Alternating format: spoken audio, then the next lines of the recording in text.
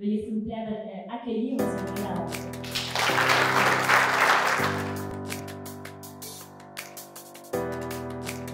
Bonjour tout le monde. Merci d'être là ce matin. Merci Marilyn et Guy de m'avoir invité. Ça me fait grand plaisir d'être là. Évidemment, on va parler de sport. Mon travail a toujours été, en quelque part, de convertir les gens qui sont plus ou moins près du sport à être plus curieux, plus intéressés, qui suivent un peu plus, pas à cause des résultats, pas à cause du 4e trio des Canadiens ou le gardien suppléant, à cause de ce qui se cache derrière le sport. Puis ces choses-là, derrière le sport, sont en lien avec vos entreprises.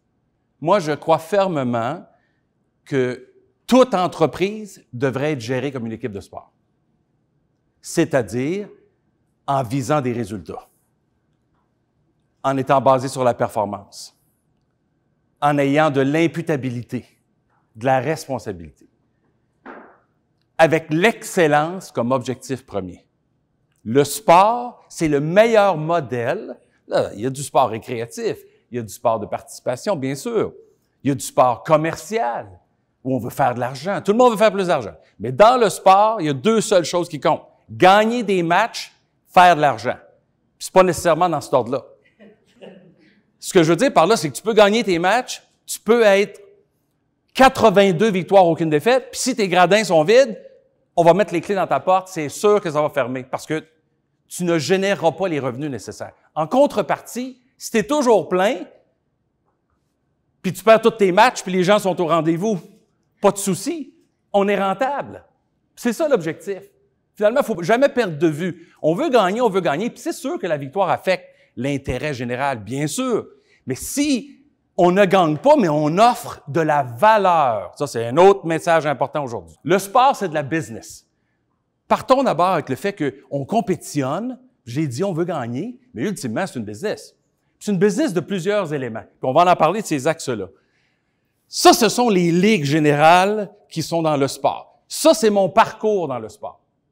De Penn State, quand j'étais étudiant, aujourd'hui, régulièrement RDS, SRC, TSN en anglais le matin à la radio, puis toutes les autres. Moi, honnêtement, ça a été une fierté pour moi de travailler pour ces organisations-là. Puis j'ai toujours voulu travailler pour ce qu'il y avait de plus excellent. Si j'étais en technologie, j'aurais voulu travailler pour Apple ou pour Google ou pour Amazon.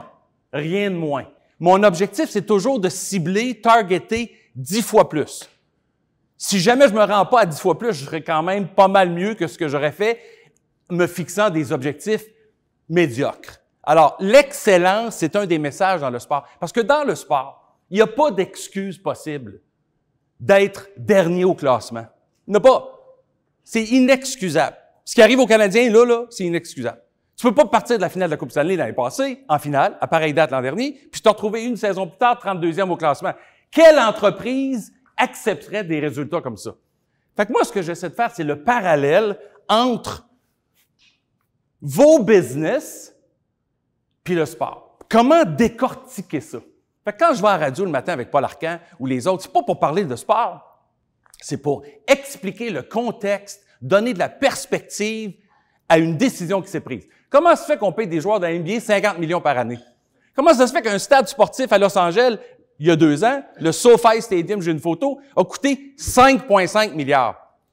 Comment ça se fait que M. Bronfman arrive avec son projet des expos, retour du baseball, puis soudainement, oh boy, frappe le mur, ça marchera pas la garde partagée, c'est peut-être trop de matchs dans une saison, notre marché est peut-être pas assez capable d'absorber tout ça, puis à la fin, ça coûte cher opérer. Ben oui, ça coûte cher opérer le baseball. Tout le sport coûte cher. C'est très payant, par exemple. C'est comme dire, si tu as ton billet d'entrée et tu es capable de te le payer, une fois que tu es dans le game, bingo, c'est fini. Parce que l'inflation dans le sport, il n'a pas de ralentissement. Les équipes de sport sont toutes ultra riches. Puis les propriétaires, ils n'ont pas besoin d'argent public. Les propriétaires, ils l'ont l'argent dans leur poche. C'est qu'ils aimeraient ça faire absorber un peu du coût par les contribuables.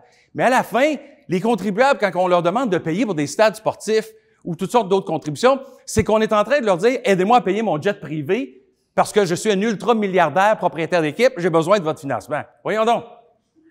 Non, mais c'est la réalité, ça. Puis pourtant, je suis pas là en train de critiquer l'aspect sportif de ça, puis l'aspect commercial. Je vous dis la vérité. Ce que je pense qui est important aujourd'hui, c'est de réaliser que dans le sport, si tu gères ta business d'une certaine façon avec les objectifs que j'ai mentionnés, l'excellence, la compétitivité, la performance et les résultats, puis tu appliques ces principes-là à votre business, ah ben là, je te le dis, non seulement tu as une réaction de la part des gens, des employés, des humains, mais aussi tu vas pouvoir être concurrentiel, tu dois devancer la compétition, tu dois te distinguer dans ton industrie.